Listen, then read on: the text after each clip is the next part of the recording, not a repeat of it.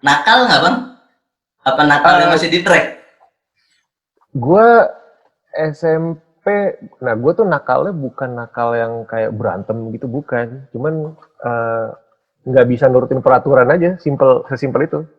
Dari guanya tuh kayak kalau udah maunya satu ya satu itu gitu, nggak bisa diganggu gugat, maunya itu terus gitu. Kayak prinsipnya tuh apa ya? Assalamualaikum warahmatullahi wabarakatuh. Kembali lagi di 29 Podcast bersama gue BS29 dan Ruli. Kali ini bang, kita kedatangan gue Star. Gue Star. Gue agak deg-degan sebenarnya. Salah.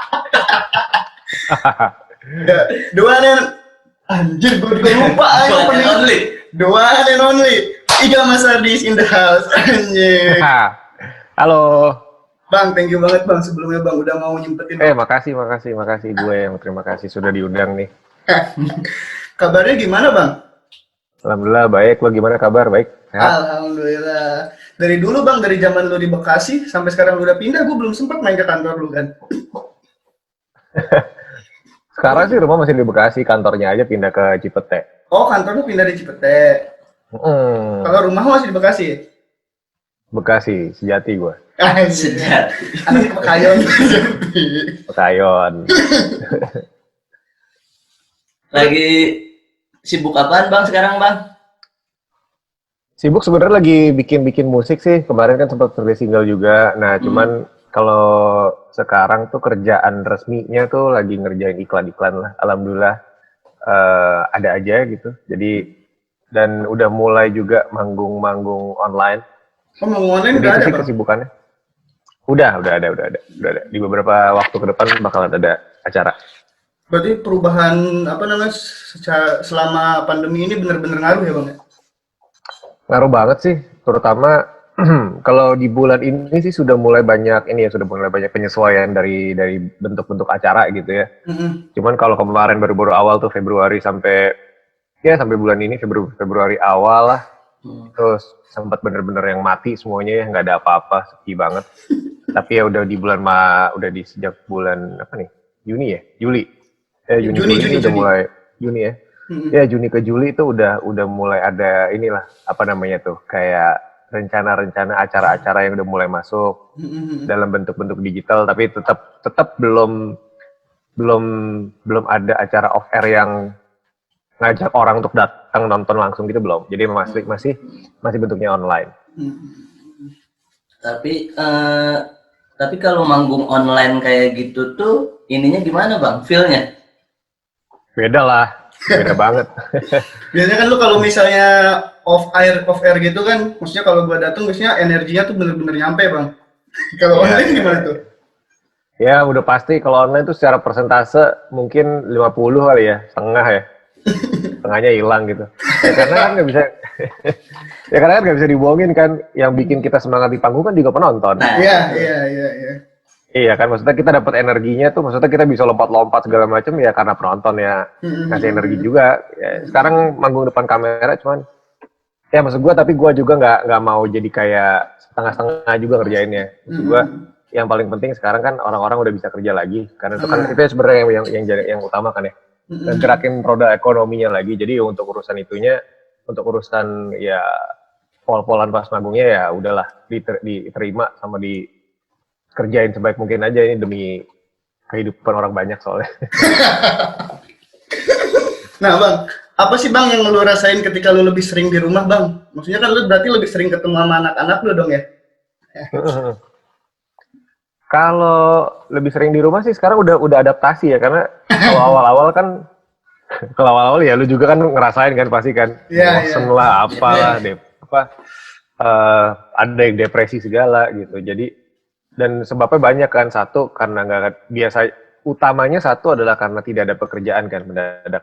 Untuk industri pertunjukan ya, showbiz gitu kan udah nggak ada sama sekali kan. Itu satu, jadi beberapa teman gue juga ada yang depresi. Kalau gue alhamdulillah masih bisa stay untuk stabil gitu secara mental. Dan bosen pasti, cuman akhirnya di pertengahan waktu kemarin, tengah-tengah pandemi, gue malah justru ngerasa kayaknya malah hidup jadi lebih lambat gitu, lebih lambat. waktu mikir juga jadi lebih banyak sama ya pastinya kalau sama keluarga jadi pasti lebih dekat gitu ya. Dan lebih pusing juga ngurusin anak-anak, baru berasa sekarang kemarin. Bro Iga anaknya ada berapa? Bang Iga anaknya ada berapa bang? Ada 3, ada dua. Cewek cowok? Kan gue cewek dua-duanya. Oh dua-duanya cewek. Lucu-lucu bang. Kalau kemarin kan ibaratnya Jumat Sabtu Minggu gue udah bisa kabur tuh dari rumah. Kalau sekarang kan udah nggak bisa kabur, jadi ngerasain semuanya repot gitu bang. Cuman ya seneng lah. Umurnya berapa bang? Anak-anak? Umurnya 2 sama 5. Oh 2 sama 5. Yang 5 udah TK berarti? Udah TK. Berarti selama si pandemik nggak sekolah ya? Apa? Selama pandemi kemarin berarti libur? Libur total di rumah. Masuk lagi tahun depan? Kalau gue sih mau masukin anak ke sekolah lagi kalau udah keadaannya membaik lah. Udah Kalau benar-benar belum normal sih, ya? mendingan nggak usah. Iyalah, soalnya penyakit bawaannya gimana ya, susah. Nah, Bang Iga kan? Jangan bro. Ingat Bang Iga. Bang. Gue keseringan ngobrol sama Barber. Ini bang, yang nulis bro tuh ini orangnya bang. Iya, kalau bro kayak orang nggak kenal malah. Iya malah Keseringan ngobrol sama Barber. Bang, Bang Iga kan musisi nih ya. Nah anak-anak pada suka musik juga apa gimana bang? Otomatis suka ya, karena mereka denger musik di rumah, gue main gitar juga, gue denger lagu juga, dan ngeliat gue manggung juga, jadi otomatis ya. Ya cuman kalau musiknya yang gue dengerin sama yang mereka dengerin kan udah pasti beda ya, mereka dengerinnya Frozen gitu. Tinggal guanya aja sabar-sabar. Dengerin Tapi, gitu tiap hari. Tapi waktu dulu gue pernah ngeliat juga bang, maksudnya pas lu lagi manggung itu anak lu pada naik ke stage juga kan? Keren sih bang. Kalau Naik ke lagi stage. iya manggung bareng lah. Kalau lagi ini kadang anaknya Putih juga. Oh gitu. Kalau lagi acaranya asik sih sebenarnya bisa gitu diajak ke atas panggung. Kalau bukan acara rokok gitu kan bisa diajak atas panggung. Anak-anaknya pun loncat-loncat dan menikmati yang gue lihat ya bang ya. Iya lumayan lah, mereka seru-seru juga. Jadi emang bener-bener udah bersatu bang dengan alam. Tapi Bang Iga kalau misalnya anaknya ikut ke stage itu ada perasaan yang gimana nggak Bang? Lebih semangat apa biasa aja apa gimana? Ya, jadi bercanda sih kalau sama anak-anaknya. Sama anak-anak bara juga jadi, yang mereka juga jadi ikut-ikutan bercanda gitu, ikut-ikutan ketawa-tawa. Kadang kalau sama si Icil sama Putih suka digendong-gendong gitu. Ya kadang-kadang si anaknya Putih juga si Charma kan beberapa kali naik atas panggung juga. Kita sih happy-happy semua. Kayak ibu-ibu bapak-bapak lah standar. Nah, lihat anaknya temen gitu kan pasti. Nah Bang, berarti kan anak itu udah 2 cewek dua-duanya Bang ya? Gue yang jawab. Makanya ngelihat kondisi sekarang kan maksudnya dunia informasi udah banyak banget. Terus pergaulan juga makin ngeri lah. Nah cara Bang Iga buat ngedidik si anak-anaknya gimana Bang buat nanti setelah mereka gede itu? Kalau buat gua sih sesimpel bukan sesimpel sih, maksudnya secara sederhananya gue jelasinnya adalah rumah itu kan ibaratnya benteng pertahanan paling utama. Jadi ketika dia tidak merasa aman di rumah, ketika dia merasa asing di rumah, ya dia akan mencari perlindungan di tempat lain yang kadang-kadang suka salah. Itu kan yang banyak kejadian. Ya di kita semua lah, maksudnya kita semua pernah muda kan gitu. Dan ya lo masih muda sih. Maksudnya pernah ABG, pernah SMP gitu, pernah SMA, dan betapa strugglingnya kita kalau di rumah tuh keadaannya kacau gitu. Atau kita melihat teman kita gitu misalkan. Alhamdulillah sih waktu itu di rumah gue juga nggak gimana-gimana amat. Jadi gue berusaha untuk bikin rumah tuh jadi tempat cerita sama tempat dia berlindung. Jadi ketika dia mendapatkan sesuatu yang nilainya bergeser dari apa yang diajarin di rumah gitu. Misalkan kan ini lagi sosial media nih. Terus banyak orang-orang yang suka ngebully orang lain gitu dengan kata-kata yang kotor lah. Nah, ketika itu dia diadaptasi sama anak kecil kan, kalau di rumahnya kita tidak biasa untuk, misalkan gini deh, kita ngomong aja. Ada komentar, anjing lu, muka lu jelek banget gitu. Misalkan ada salah satu komen di satu postingan lah, terus anak gue nanti baca, ya mungkin karena kata-kata anjing lu, muka lu jelek banget itu nggak pernah diadepin di rumah, atau selalu ketika dia ngomong gitu selalu dilurusin, maka gue harapan gue adalah dia bakal bertanya entah ke gue atau ke istri gue untuk, ini kok ada orang ngomong kayak gini ya, dan oh ya, jadi dari situ dia tahu kalau ini nggak sesuai sama nilai-nilai yang diajarin di rumah. Jadi ya dia akhirnya menciptakan filternya sendiri lewat apa yang gue ajarin dalam keseharian. Itu sih sebenarnya. Kan beda kalau misalkan gue di rumah juga ngomong kayak, dasar kamu anak jelek banget mukanya, kan nggak gitu kan, maksud gue amit-amit lah, nggak pernah keucap kayak gitu. Jadi ya ketika dia ngelihat orang-orang lain bersikap yang berbeda dari apa yang diajarin di rumahnya, ya harapan gue dia kan punya filter sendiri. Dan di sini gue sama istri gue sebagai sebagai pelindung dan guardian sebagai orang angel, yang betul, guardian angel ya, kayak gitulah. Jadi karena ya rumah tuh apa ya, kayak semuanya dimulai dari situ gitu. Semua dimulai dari situ. Nggak cuma kebaikan, permasalahan juga. Semua yang jelek-jelek juga awalnya tuh dari rumah. Orang bisa jadi berandalan di luar tuh ya apa yang dia dapat di rumahnya dia gitu.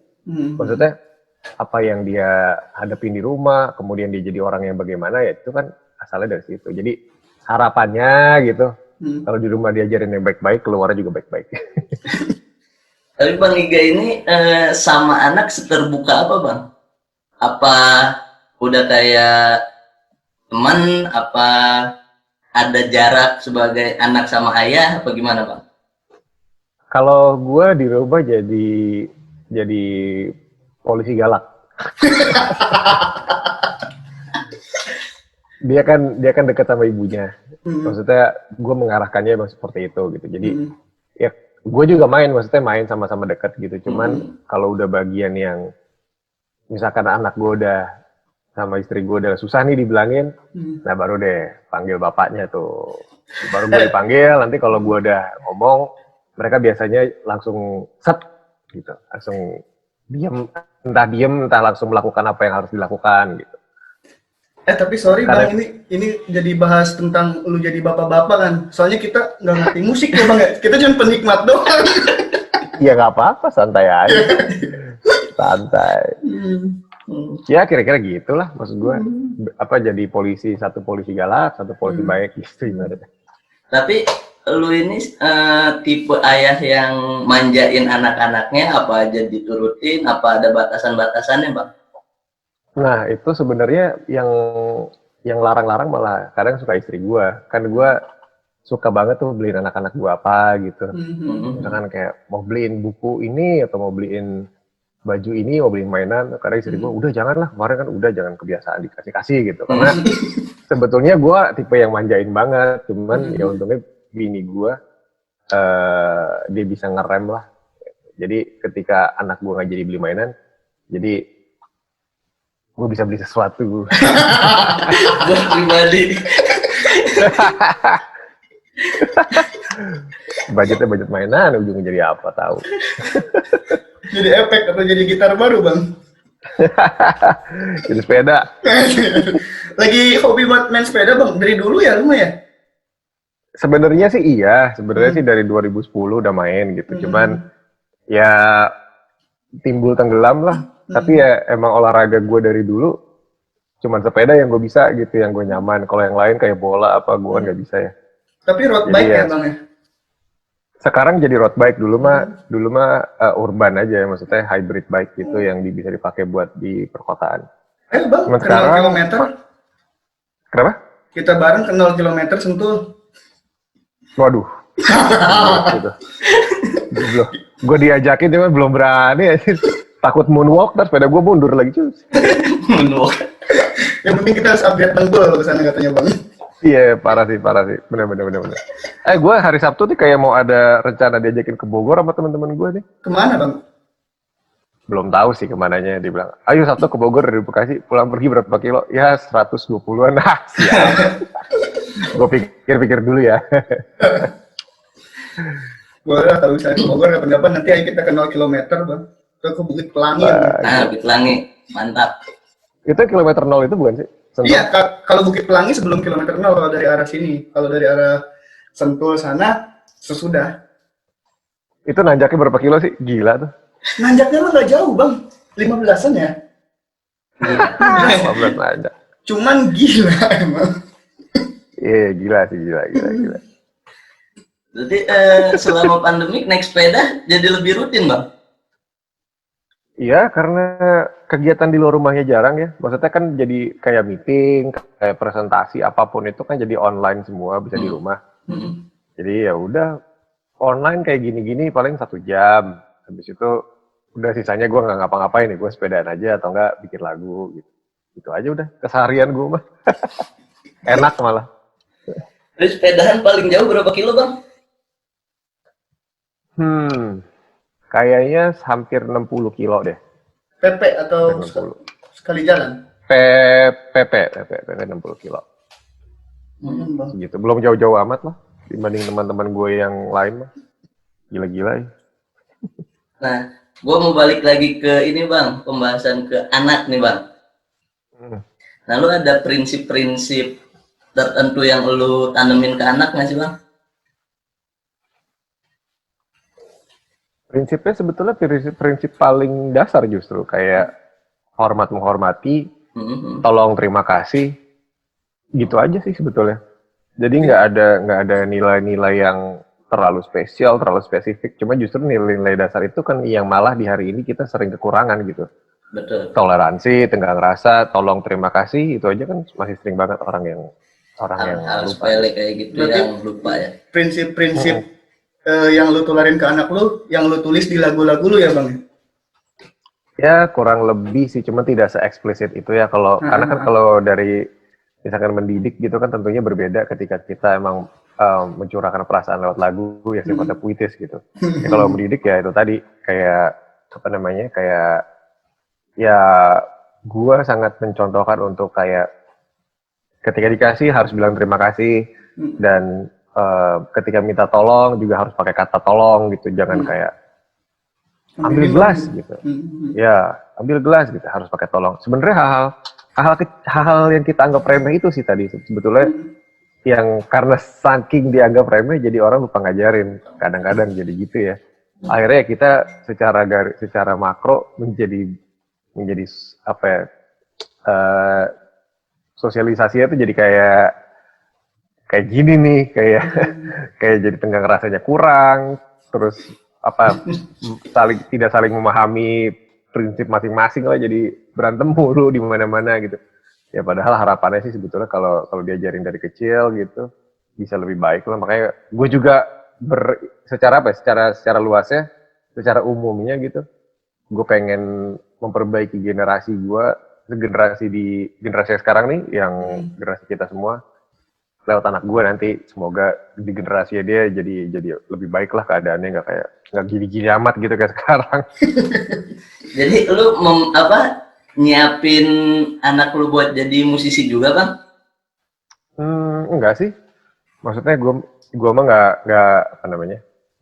nggak mengharuskan anak gue tuh bisa main musik gitu. Cuman harapan gue adalah ketika dikelilingi oleh musik, dia akan memilih jalurnya sendiri gitu. Entah nanti dia mau jadi musisi kah, atau mau jadi sound engineer kek, mau jadi akuntan, mau jadi arsitek, mau jadi dokter, gue sih nggak pernah masalah. Dan apa namanya, karena gue ngelihat kayak bokap gue dulu gitu, nggak pernah gue diajarin harus sekolah musik gitu sama sekali nggak. Cuman bokap gue mengelilingi kehidupan gue dari kecil tuh lewat musik yang dia dengar gitu, kayak tiap pagi dia dengerin apa, di mobil dia dengerin apa, ya akhirnya itu masuk sendiri ke gue, dan secara natural gue akhirnya memilih, kok gue mau main musik, gue mau main musik, gue mau belajar musik, daripada gue harus belajar musik, sekolah musik yang benar, harus les piano apa gitu, nggak pernah. Tapi akhirnya jadi natural. Oh, jadi lu juga dari kecil emang dididik bebas gitu ya, nggak terlalu dikekang? Lu mau jadi apa gitu? Nggak Enggak. Ya kalau misalnya dikekang kayak gitu, nih jadinya kayak kita, Bang. Orang kimianya kayak gini. Berontak. Oh, lo kimia? Gue kimia, Bang. Sama dia Oh, juga. bagus dong. Akhirnya bisa bikin popet kan tuh. Tapi ya gitu lah. Formula kimia tuh. Tadi Bang Itu lu kan satu hal sebenarnya yang gue tuh kadang berpikir gini, karena gue dari dulu, dari zaman sekolah tuh kan cukup rebel gitu ya. Rebel tuh bukan bandel ya, cuman kalau gue nggak ngerasa pelajarannya bakal berguna buat gue nggak mau belajar gitu. Jadi ya kayak kimia, ya kayak fisika, matematik gitu, akhirnya gue sangat setengah-setengah sampai kadang-kadang di kehidupan gue sekarang nih kayak anjir, kalau gue bisa ngerti kimia lebih jauh kayaknya bisa berguna juga nih untuk kehidupan gue di rumah tangga gitu. Jadi iyalah kan, maksudnya bisa jadi bisnis juga gitu. Iya. Kadang-kadang gue tuh pengen bisa kayak gitu kayak lo nih belajar kimia sampai kuliah lulus gitu. Itu achievement yang hebat loh menurut gue. Nah, semua orang bisa belajar kimia. kita juga belajar kimia ngap-ngapan. Kita aja hampir lulusnya telat, Bang. Tapi lulus kan. Lulus. Gila loh, gue dulu tabung kimianya pecah tuh waktu praktikum SMA anjing. Lu tapi Apa sih cairan apa sih tuh yang dimasukin tiba-tiba suhunya berubah gitu-gitu. Oh, Bang. hah? Nggak ngerti. Gue juga nggak paham Ada Bang. tuh. Cuman emang ada Iya. agak-agak ngeri lah bahan-bahan kimia kalau kita nggak terlalu paham. Salah-salah nyampur Iya, bisa meledak. Nah itu, soalnya waktu itu gue inget banget kayak perubahan suhu gitu, apa dicampur apa bisa jadi dingin, Ya. jadi panas. Karena gue pengen lebih panas, gue pengen lebih dingin, gue campurin yang banyak, akhirnya dah. Bego lah pokoknya. Tapi berarti lu lagi SMA, lagi sekolah itu nakal nggak Bang? Apa nakalnya masih di track? Gue SMP, nah gue tuh nakalnya bukan nakal yang kayak berantem gitu, bukan. Cuman nggak bisa nurutin peraturan aja, sesimpel itu. Gue nggak bisa ngikutin aturan. Itu yang masalah gue dari SD sebenarnya, sampai gue dibawa ke psikiater atau sama nyokap gue.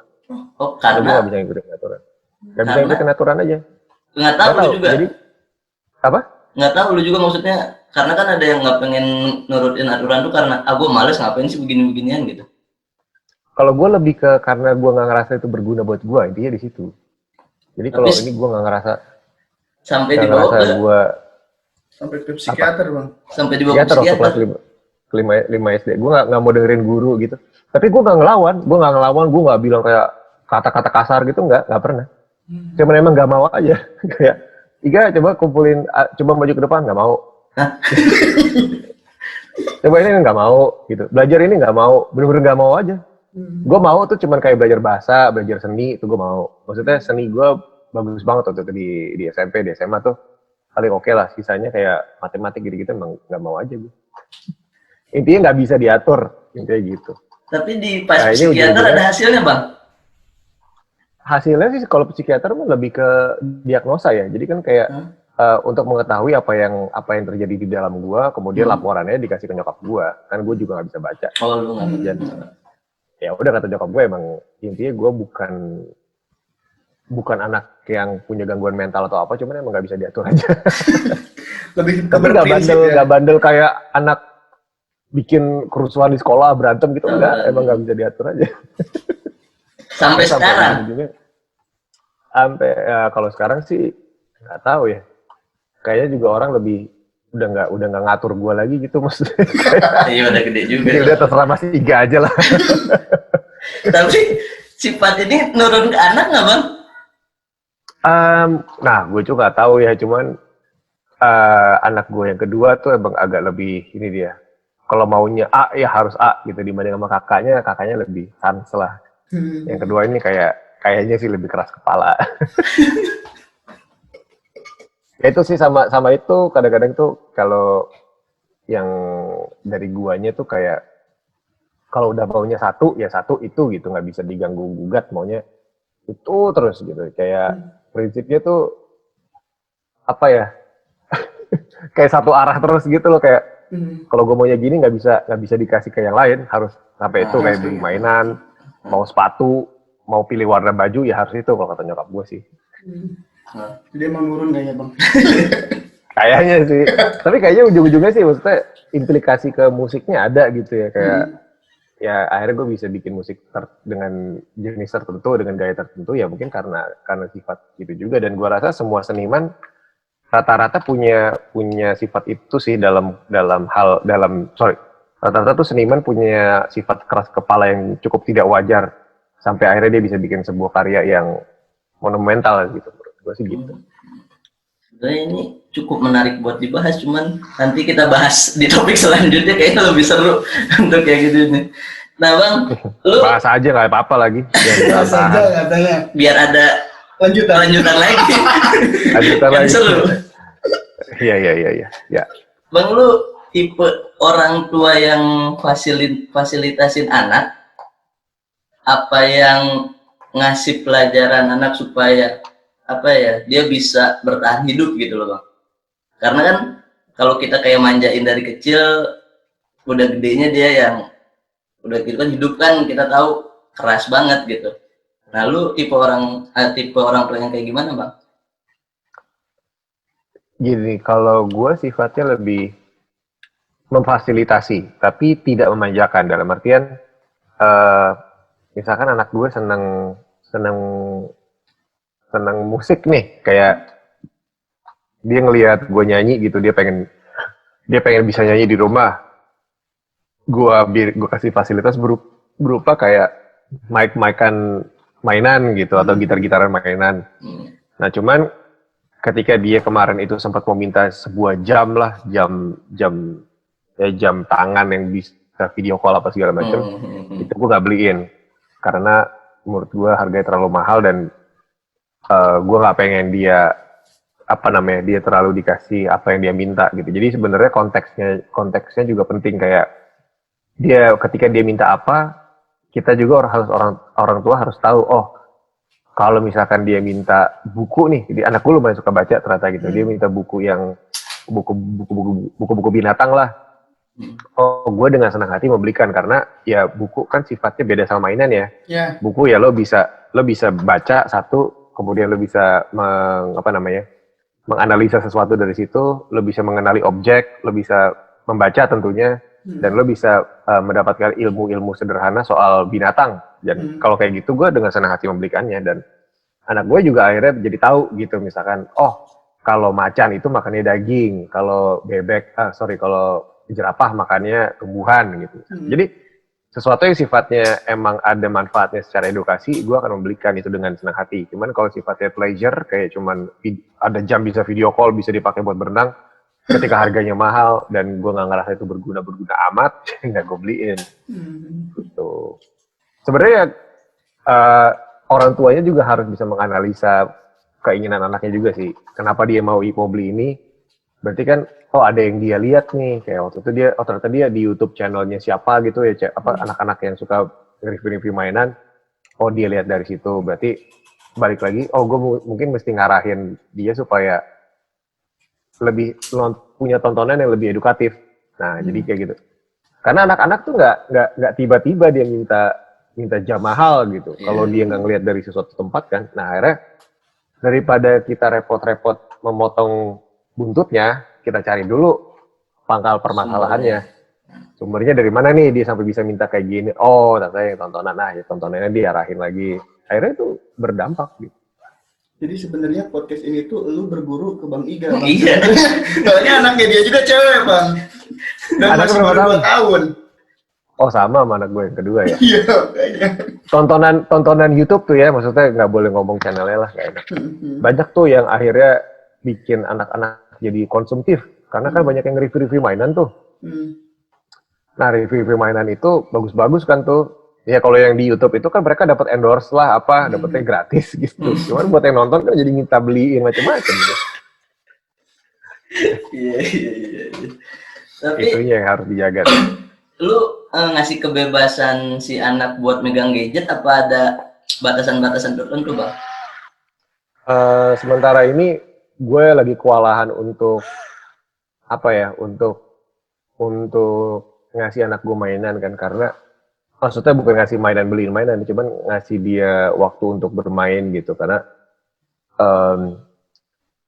situasi lagi kayak pandemi gini, terus gue juga nggak bisa bebas ngajak dia kemana-mana, jadi akhirnya si gadget ini semenjak pandemi emang jadi lebih banyak sih dipakainya, sayangnya, dan tontonan YouTube-nya juga jadi lebih banyak. Cuman ya gue akhirnya kemarin sama bini gue inisiatif beli dia sepeda lah supaya dia bisa main di outdoor berdua adiknya gitu, dan itu ternyata ngaruh juga, bisa sampai satu jaman lah bisa main di luar. Habis itu ya dia kerubah lagi main handphone lagi atau apa, ya udah nggak apa selama ya bini gue lumayan galak gitu loh kalau untuk udah denger suara-suara aneh di YouTube tuh, maksudnya konten-konten yang menurutnya dia aneh, nah itu biasa langsung di nonton apa tuh gitu, diomelin, bukan diomelin sih, kayak jangan nonton yang itu ya gitu.